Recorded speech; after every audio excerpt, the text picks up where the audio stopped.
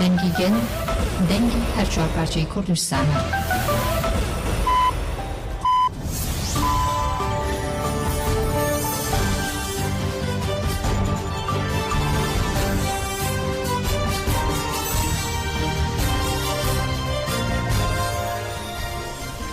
شنوندگان چانا رادیو دنگ گلدن باشگودارین هجا ایرو 29 طبق 2024 پنجشنبه بروکسل ساعت 9 لامده ده امنو چند سرسی به پیشکش بکندم دم آزادی ریبرا پویه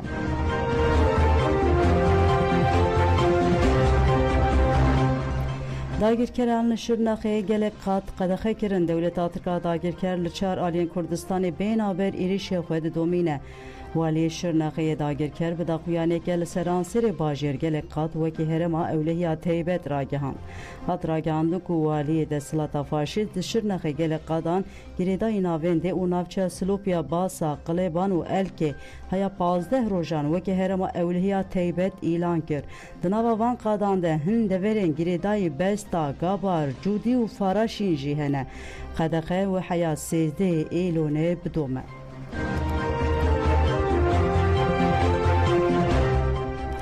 خلطگیر نوبلی سوگین دم هاتیه کو ایدی عبدالله اوجالان آزاد به بلژیک سیتین که مهره خودانیه به نامه خلطگیر نوبلی پروفسور دکتر یان پیر سوگون لسر مابست و آرمان جانامه جی آنفر آخوی گود بریز عبدالله اوجالان برنگه که هری گران هاتیه جزا کرن ایدی دم هاتیه کو به آزاد کرن کیمیاگر فرانسی پروفسور یون پرنگ سوگون بالک شانسر رولاری بر عبدالله اوجالان آجی چاره سریا پرسکرکا کرد و گود بردانا بریز اوجالان ve ji bu tekiliye nabera civaka Kurd û desilatdariya Tirkiyeyê baş bike. Profesör Yon Pir Sogon li sanîngeha Strasbourgê mamostatiyê dike di sala 2016 de li gel kimyagerê Skoçî yan Frans Standard û kimyagerê Hollandî Brand Fringin re layıqî xeleta Nobelê hatiye dîtin.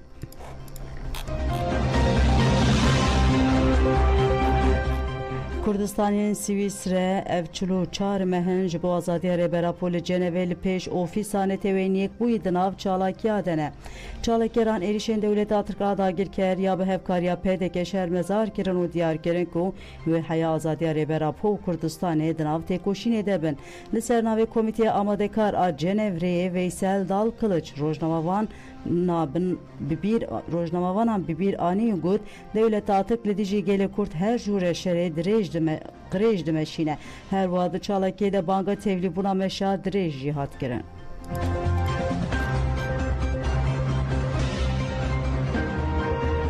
بالن هجا وکه هین دزانن دیسا دولت نجات پرست ده روزنامه‌وان ما به فروکن به مروف شهید کرن ده شخصیت گلستان تارا و هرا بهادین ده به توای شهیدم کردستان دقیقی رزگرتن شهید نامره شهید نامره به سلو جان نامره به سلو جان نامره جان آزادی جان آزادی هکر تجرید تا ایرو سرسروکاتیا ما دیمشاندن ام باش دزانن لهمبر حرکت کرد حرکت آزادی تواهی نرخین گلی کرد تجرید تک دیمشاندن جبون هاوی دما ام دبیجن ام لهمبر تجرید درد کمن دبیجن ام آزادی سروکاتیا خود خوازن و دمی ام باش دزانن که ام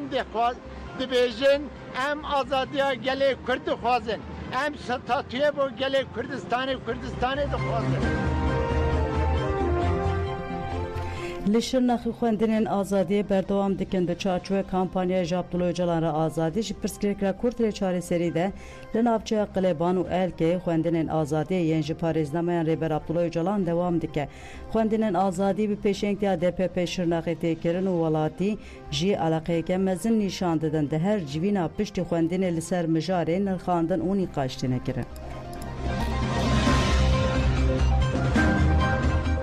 خلق قامشلو دجی ایریش سوزا طول هلدانه دا خلق قامشلو پیشنگتیا اینسیاتیفا گل جبو شرمزار کنا سوجن دولت آترکا داگیر کر و پیدنگیا ناونه تویل جیهانه چالاکی کرن ده چالاکی ده گرسیا قامشلو و مالباتن شهید خالد محمد و کوریوی آمده بو.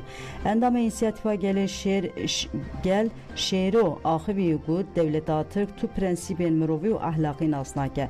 امران بریوان ایریشان پیدنگ نامینن امی حساب بپرسن. شیرو بانکل رخصتن مروی و حقوقی یند نام نتیوی کرد که سوژن دولتا ترکا داگر کرلی پرسن بکن و گود کسین که تن شهید کرن توا سیویلن. چالاکه خلکی قامش لو به دروشمیان ایریشن دولتا ترکا داگر کرد شرمزار کرن و چالاکی بداوی بود.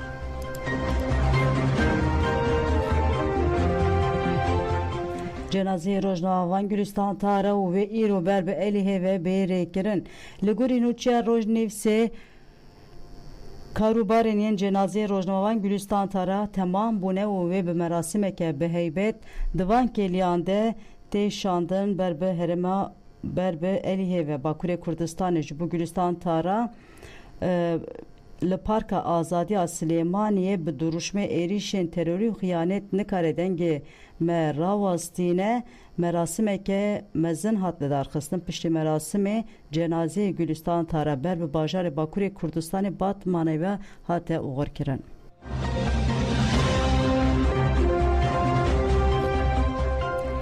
نوجه شهید کردن روزنامه‌وانان شهر مزار کرد. یکی دیگر روزنامه‌وان ناو نتیوی نوج به داخویانه که شهید کردن روزنامه‌وان کرد کردستان تارا و هیرو بهات شهر مزار کرد. سکرتر گشتی ایفژ آنتون بلانگرجی destek da daxuyaniya nuje. Daxuyaniya nuje li ser malperafermiya rêxistinê jî hat weşandin û piştgirî da banka îfêjê. Nuje bank li raydarên Tirkiye û Iraqê kir ku kujerên rojnamevanên Kurd bigirin û derxînin pêşverî dadgehê. Nuje got ku ev êrişne êrişa yekeme ku li Herêma Kurdistanê de ji rojnamevan têrên kirin. Sekreterê giştî îfêjê Anton Blengercî axivî got ev bûyer metirsek mezin ya li hemberî rojnamevanên ku li Herêma şer kar dikine. İfêjê ji bo ewlekariyê rojnamevana mîsoger bike û berpirsên wan sûcan hesab bide banka tevdîrên lezgîn dike. Di daxuyanî de hat bi bîrxistin ku di heştê Tirmiyê de li Herêma Şengalê jî ekîba Çıra TV êrişa bi sî hatiye kirin. Du encamê de rojnamevan Murat Mîrza İbrahîm hate şehîd kirin. Rojnamevan Medya Hesen jî birîndar bû. Di heman daxuyanê de bank li Sendikaya Rojnamevanên Kurdistanê ya Girêdayê Nûjê û Îfêjê hat kirin ku têkildarî mirina rojnamevanên jin lêkolîneke berfireh bidin destpêkirin.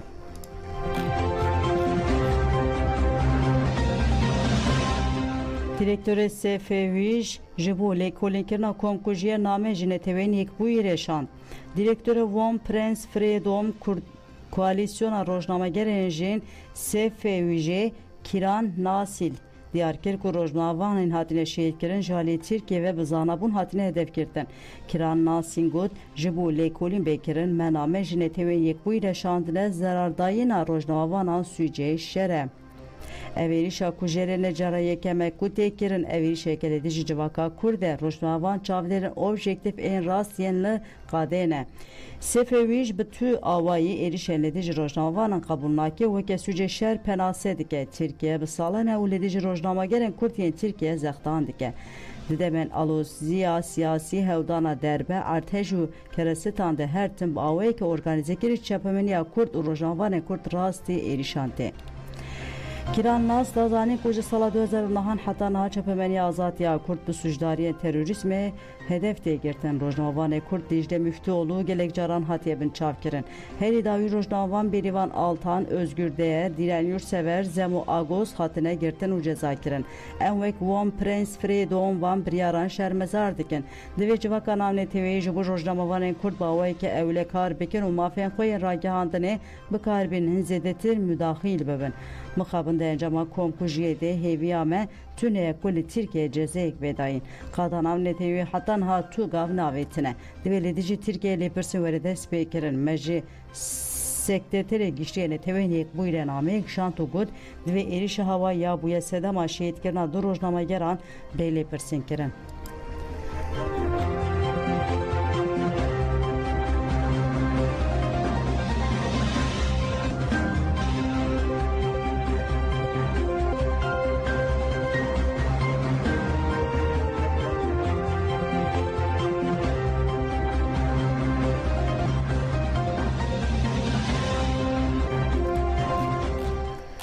لبرلین کنفرانس آشتی و دموکراسی ورل دارخستم بشتاری روشنبیر نویسکار اکادمیسیان روزناوان و سیاستمداران جی ترکیه سürgün Avrupa'ya bune 2 Haziran'da komxabata آشتی دیالوگ و دموکراسی HDP'nin akademisyen Doktor Hakan Altun ser konferansı jane feraxı ve gud cihan ve goheriya qadeke şevateli her çar aliyan hilweşandan qırkırın devam dike.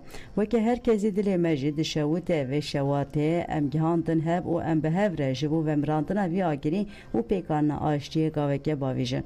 Bevi rengi foruma aşti u azadiye Avrupa FFP hati avakirin. Doktor Hakan Altun ani zaman ku bangame u habu yen ku agir be cihani xısine serverin. Dive emji hevkom bibin u vi agiri bitefinin u aştiye pekbinin. Yekji atölyeyen komxabat eli ser tecda behu Qiyali ser Abdullah Öcalan bu. Beşarın atölye mijar bi berfreyin erxandın u diyarkirin ku tecih çavkaniya hemu kaos u krizane. Dilgirtinek be hukuku politiken izolasyonu hene u evji ve goherine operasyonen tünekirine. Jibu politike hukuk serdest be u demokrasi saz be pevişte reber Abdullah Öcalan ve reberdan u li ser masaya çare seriye cihwa bigire.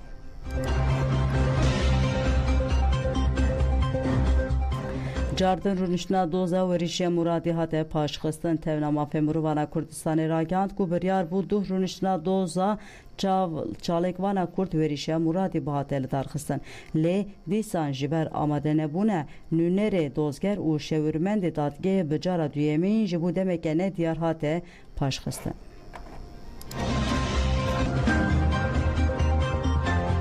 Jibu aştiya civaka dengeye xwebidin azadiye xizmengirtiyan jibu tecdali seri ber Abdullah Öcalan rabe u azadiya wî were misogerkirin ve haftiyê jî çalakiya deng bida azadiye li bergirtika eliye tipa tê pêkanîn. Di çalakiyê de têja tuayder meclisadayken aştiye DPP elihe dem partiye elihe u xizmengirtiyan cih kirtin. Çalakyeran peşmalken li ser tecid süce mirovaniyê nivîsî li xwe kirin. Di çalakiyê de hevseruka dem partiye elihe Songül Korkmaz axivî û diyarkir ku heta zextenli girtiga ham bidome ve çalakiyê wan jî bidome. Korkmaz got ku tecîdek giran li ser girtiyan heye û banga bidawîkirina bêhûqiyê kir. Daxuyanî bi çalakiya rûniştinê û berskirina duruşmeyan bidawî bû. Nöbet alıdıcı deste serkine duruja heftu çaran de dudome çalakya nöbete ya hezenket aştu demokrasiyel navçe İstanbul Beyoğlu alıdıcı deste serkine şaredariya cöle merke duruja heftu çaran de devam dike. Polisiyen Türk girseya ku xwez bir rojname xwebune bikevin qada nöbete asten kirin. Parlamentereden Parti Ceylan Akçaber tek nişanı astenge polisan yalıdıcı rojname xwebune da u diyarkir ku rojname ke kanuniye u polis bi keyfi tevdigere. Girse jeli qade bitilyan govend giredan u astenge polisan şermezar kirin. Hevsurkeden Partiye Sancak Tepe Çetin Yıldız di çalakede axeyu bibir xis ku ev heftu çar rojin li qadane. Ev pergal dijmine demokrasi ekoloji u jinaye ev pergal gelan nasnake. Dem partilici asimilasyonu zihniyeta tekpereze. Eme bi tekoşîna xwe vê pergala tek perez tek bibin. Pişre endama DPP Mehmet Reşit İnce jî axivî û bertek nişanê desteserkirina vîna gelê Kurd da û got em îradeya gel xwedî derdikevin û biparêzin. Vîna xelkê colemêrgê radestî wan bikin. Li Bakur Rûşatê Sûriyê dibistana bilind a hunerê ava dibe piştî şoreşa Rojava di sala 2012 de pêk hat ji bo parastin û peştebirina çand û hunerê gavengirîn hatin avêtin. Yek ji van gavan jî wê dibistanê bilind ya hunerê û qaydên ji bo dibistana bilind wê Sûriyekê tebaxê bi dawî bibe. Têpayên ku dibistana bilind a hunerê pêncê cotmeyê dest bi perwerdeyê bike. Hevseruka dibistana bilind ya hunerê Siham Davud anî ziman ku li Bakur Rûşatê Sûriyê yekem carê dibistana bilind a huner bi pêşengiya tevgera çand û hunerê tev çandê hate vekirin û wê li ser müzik, sinema û şanûyê perwerde bêdayîn. Siham Davud dazanî ku şoreşê gelê nirxên hêja afirandin. Yek ji wan jî dibistana bilind a hunerê bi sedan salan qirkirina çandî li ser gelê Kurd tê ferz kirin. Gelê Kurd berxwedêr bi ısrar çand, huner û müzîkê şanûya xwe dewam dike. Biriya çand û hunerê êş, xemgînî, serkeftin û serpêhatiyên xwe gihandiye nifşên û li vê dibistanê wê çand û huner baweke zanistî pêş bixe.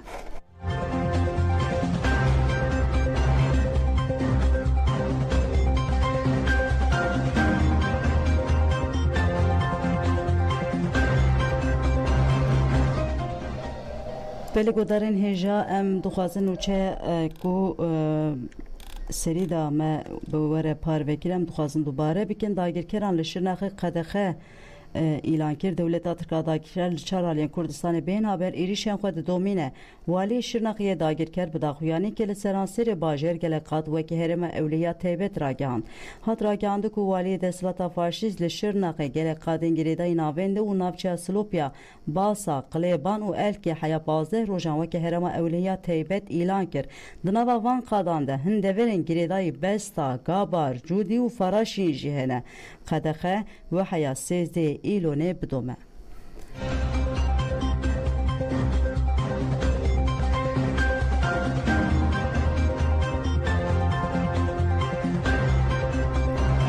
بله گودار نیجا امنها خاطر خوش و دخوازم منو چند سرسپه پیشکش کرد لبل امنها بره خود دن سلیمانی جنازه مراسم اوغر کرنا گلستان تارا بر به الیه و آنها دوان کلیان ده تکرن امنها بره خود دن سلیمانی هر دو هاورو روشنامه نوستمان گلستان تارا هیرو بهادین شهید بونو هاوره من ریبین بکریش بسختی بریندار بو اما امرو لم مراسم دا دو مالاوایی لترمی پیروزی شهید گلستان تارا دکینو برای دکینوا بو زیده پیروزو داگیر کراوکی خوی که 25 سال لمو بربجه هشتو تا شهید بونی هلگری بیداخی آزادی و دیموکراسی بو لوسون گیوا داوا لبرز احمد تکیک برای شهید گلستان تارا دکین بفرمید با پیشکش کردنی وتاری خانواده سربرزکیان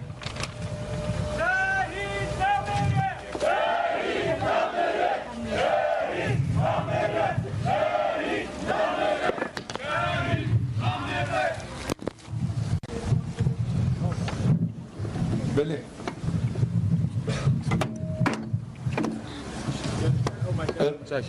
چند روز لهولرو سلیمانی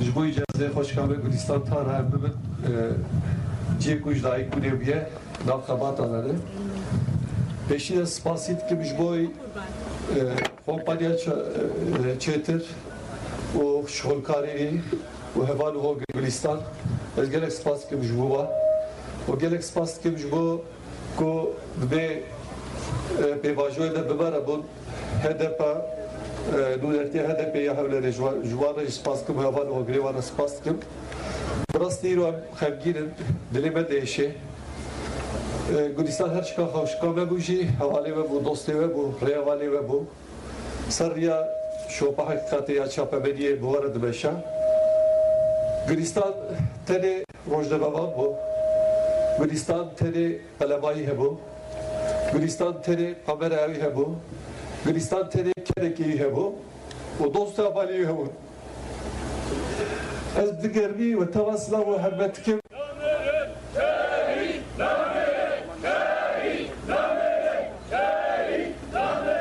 ایرو به گلستان سرب آخا کج لایک بیه به آخر بکن هم زانن وندی کار وروری اما دلی و توا جواره ببن جباتمان را جیل هرابه ببن گلستان یک چوی ادبیدم کو حوالی وی خباتکار حوالی وی چاپه روزنامه بابان ندارن حاضرن آبادن ریا گلستان بگیرن دلی وی و کنی وی زفتر گشت بکن از زور زور سپاس کم مالا وابا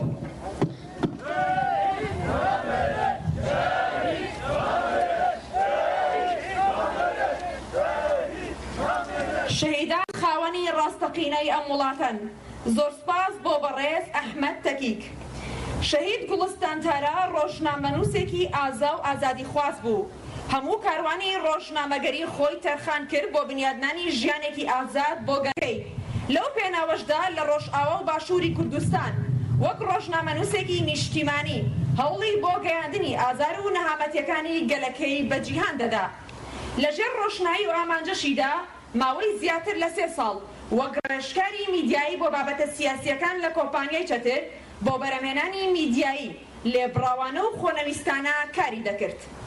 با بەڕێز کەمال حەمەڕەزا بەڕێوەبەری گشتی کۆمپانیای چەتر بۆ بەرهەمهێنانی میدیایی بفەرمێت بۆ پێشکەشکردنی وتاری کۆمپانیاکە.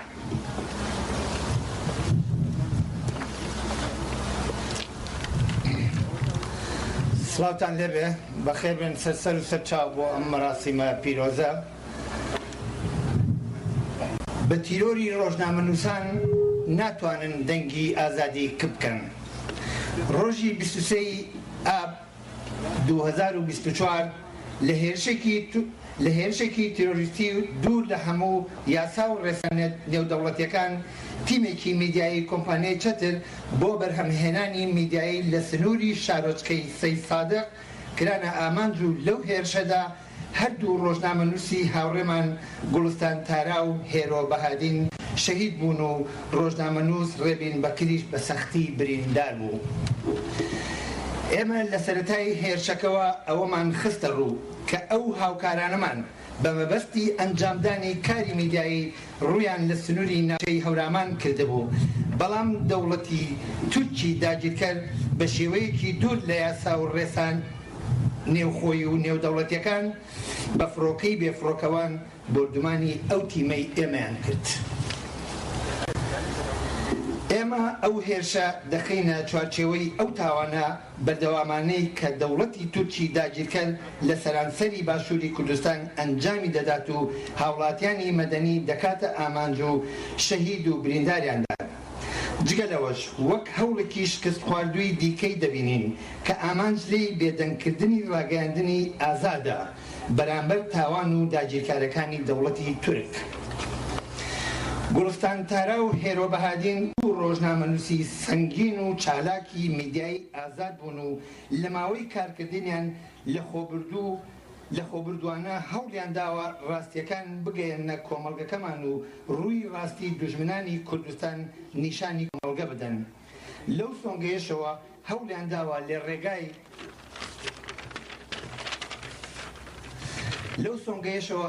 داوە لە ڕێگای میدیاوە هەڵوێستی ڕایگەشتی کوردستان لە دژی تاوان و داگیرکارەکانی سەر خاچی کوردستان نیشان بدەن و زڵم و ستەمەکانی دەوڵەتی داگیرکەری کوردستان بگەێنە جیهان و کۆمەڵگەی نێودەوڵەتی.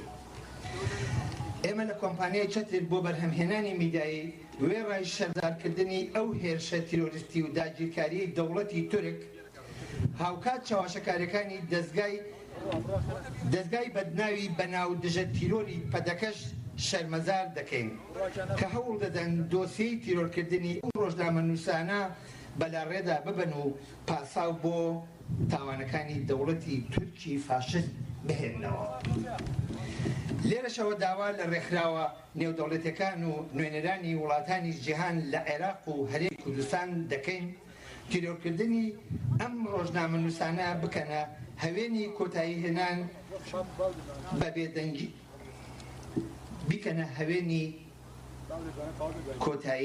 بەبێدەنگیان بەرامبەر تاوانە بەردەوامەکانی دەوڵەتی تورک، بەرامبەر هاوڵاتیانی مەدەنی باشووری کوردستان و کۆششی جدی بکەن بۆ کۆتایی هێنان بە تاوانەکانی دەوڵەتی تورک لە باشووری کوردستان. لە کۆتاییدا بەڵێن بە هەردوو هاوڕێ و هاوپیشەمان شەید گوڵستان تارا و هێرۆ بەهادین دەدەین کە ڕێچکە پیرۆزەکەیان ون نەکەین و نوچی قەڵەمەکانمان تیشتر بکەین دژ بە داگیرکاری و نادات پەروەریەکان. ژن ژیان ئازادی، ژن ژیان ئازادی، ژن ژیان ئازادی.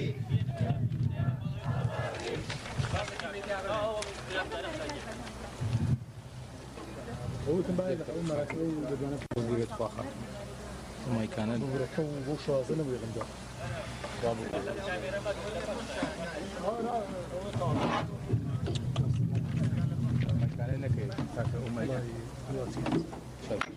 شیدان خاوەنی ڕاستەقینەی ئەم وڵاتەن. زۆر سپاس بۆ بەڕێز کەمال حەمەڕەزا. شەهید گوڵستان تارا هەمیشە میدیای وەک سەنگەرێکی سەرەکی بۆ بەدیهێنانی ئازادی ژن و بەڕووبەنەوەی توندوتیژەکانی سەر ژنان تەماشا دەکرد، چونکە هەمیشە پێی وابوو ڕاستیەکان هەمیشە لای دایکانن و ژنان شەیدای ئازادی. بۆیە دروشمەکانی ژن ژیان ئازادی کرد بۆ سەرمەشقی خەباتی میدیایی بۆ بنیادنانی ئازادی ژن و یەکسانی کۆمەڵگا. هەر بۆیە داوا لە بەڕێز سمرڕەحمان دەکەین بفەرمێت بۆ خوێندنەوەی وتاری ژنانی میدیار.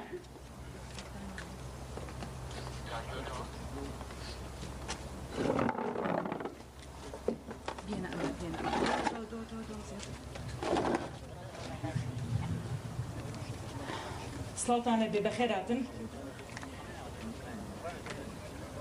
کاتێک ڕۆڵەی گەلێک بین کە لەگەڵ کۆمەڵکوژی ڕوبەڕوو بێت ناچاری واتای شەهیدبوون تێبگەین. ئەمڕۆ لە خاکێکدا کە هەموو ڕۆژێک بست بە بستی بەرەو داگیرکردن دەچێت بۆ کاریگەری ئەم داگیرکاریە لە سات بە ساتی ژیانی ئێمەدا ئەژدیها لەم پارچەیەی خاکی ئێمە ئاڵاوە. هاتنتان و نیشاندانی هاوسۆزی ئەمە کێکە لە بەڕێکردنی ڕێبوارێکی ڕێگەی حەقیقەت، ڕێبوارێکی ڕووناکردنەوەی ڕێگەی ئازادی، هاوسۆزیەکی بەڵاتەیە هەبوونتان. بۆیە سوپاسی ئامادەبوونی ئێوە دەکەین، سوپاسی ڕاگەیاندنەکان دەکەین کە لە ساتی شەهیدبوونی گوڵستان تارا و هێرە بەهادین هاوسۆزانە لەگەڵ خانەوادەکانیان، لەگەڵ ئێمە، لەگەڵ گوڵستان، لەگەڵ پەیامی ڕاستەقینەی ڕاگەیاندندا بوون. ئێمە ئێستا لە حەزوری تەرمی شەهیدێکین. بەقەدەوەی ئێمە لێرەوە پەیام دەدەین، بوونی گوڵستان لێرە بۆ خۆی پەیامێکە. ئێمەی گەل ئەگەر چی لە بەرامبەر ئەنفال و ڕوبەڕووی ئەنفال و هەڵەبجە بووین، بۆچی جارێکی دیکە شەهید دەکرێن؟ دەبێت ئەوە بێنینەوە بە چاوی خۆمان کە ئێمە لە پێناوی چیدا لەم خاکە تێکۆشانمان کرد. بۆ ئەوەش ئەو ڕاستیە دەردەکەوێت کە ڕێی ئازادی کۆتایی نەهاتووە، ڕێیەکی دوور و درێژە. ئازادکردنی خاک بەواتای ئازادکردنی کۆمەڵگە نایەت، چونکو لە کۆمەڵگەیەکی ئازادا ناکرێت سیرخوڕ و خۆفرۆش هەبێت.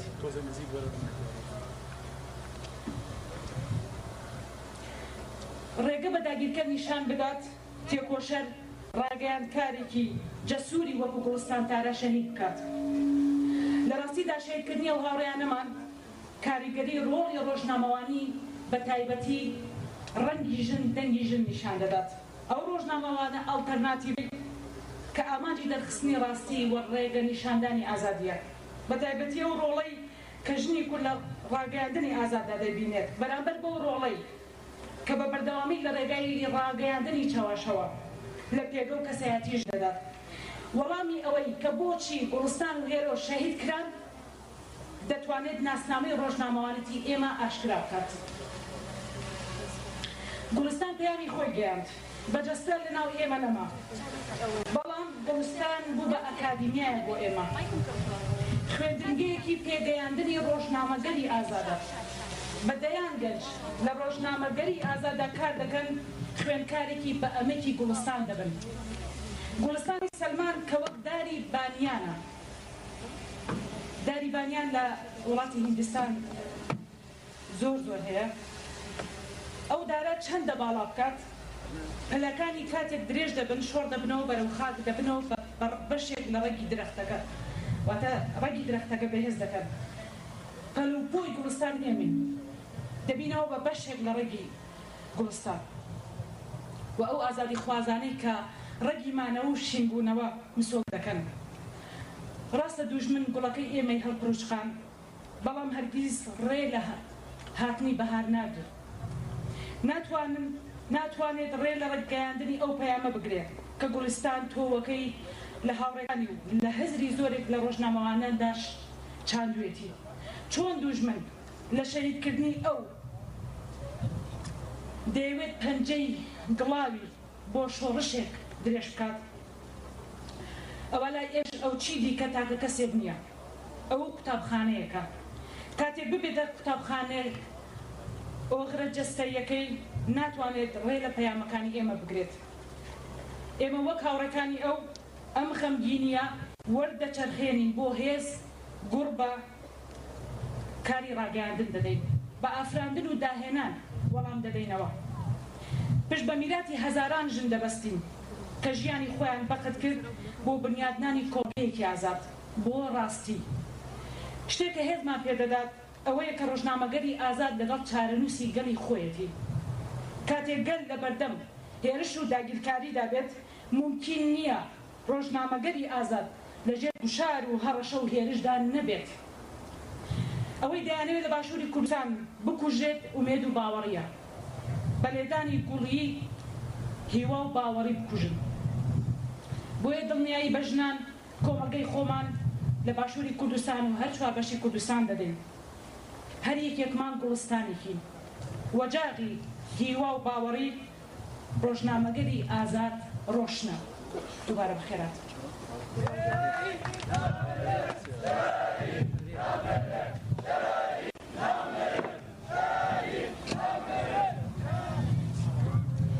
زۆر سپاس بۆ بەڕێز سنوور ڕەحمان ئێستاش داوا لە بەڕێز کاروان ئەنوەر سکرتێری لقی سلێمانی سەندیکای ڕۆژنامەنووسانی کوردستان دەکەین بفەرێت بۆ پێشکەشکردنی وتاری هاوبەشی لقی سلێمانی سەندیکای ڕۆژنامەنووسان و سەنتەری میترۆ بۆ داکۆکیکردن لە مافی ڕۆژنامەنووسان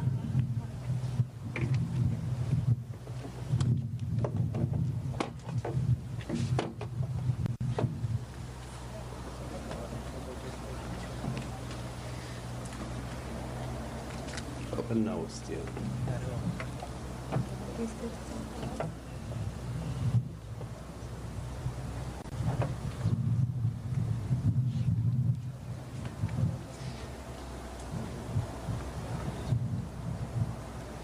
بەناوی لە قیسلێمانی سەندیکا ڕۆژنامەنووسانی کوردستان و سەنتەری میترۆ بە داڕێکی لە ئازادی ڕۆژنامەنووسی پرسە و سەرخۆشی خۆمان ئاڕاستەی ماڵبات و کەسوکاری شەید گوڵستانەکەین هەروەها شەید کێڕوبەهادی ئەمانەوەی ڕای بگەینین بە هەموو لایەکە ئەم مەراسیمەیەکی ئێستا ڕوئەیات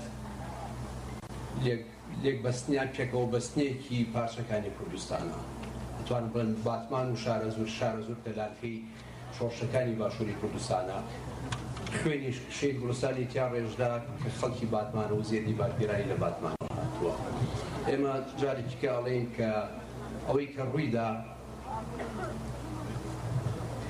کە ڕوویدا هەنگاوێک بوو کە بەلاڕێیا بکرێت شێرکردنیان ڕۆژنامەنووسانە بکرێت بە بابەتێکی سیاسیە بابەتێکی سەربازی بەڵام ئەوەی کە ئێمە لەگەڵ سەنتەری میترۆ توانیمان بە هەوڵەکانی خۆمان بە پەیوەندیەکانمان لەگەڵ ڕێکخراو نێودەوڵەتیەکانە ئێستا ئەتوانم بڵێم ئەم تاوانێکی نێودەوڵەتیە سەرمێنرا بۆ هەموو دنیا کە شەید گوڵستان و شەید هێرۆ